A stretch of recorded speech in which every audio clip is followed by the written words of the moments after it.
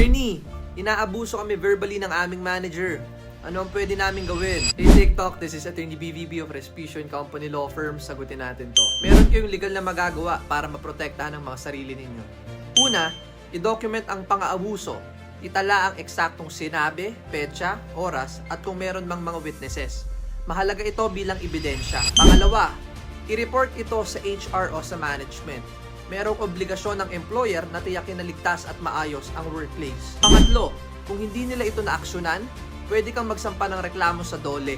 Maaari silang mamagitan at imbestigahan ang iyong sitwasyon. Pangapat, kung dahil sa verbal abuse ay napilitan kang mag-resign, maaari itong ituring na constructive dismissal. At panghuli, kung patuloy ang pang-aabuso, kumonsulta sa abogado para malaman ang tamang legal na hakbang. Hindi dapat pinapalampas ang verbal abuse sa trabaho.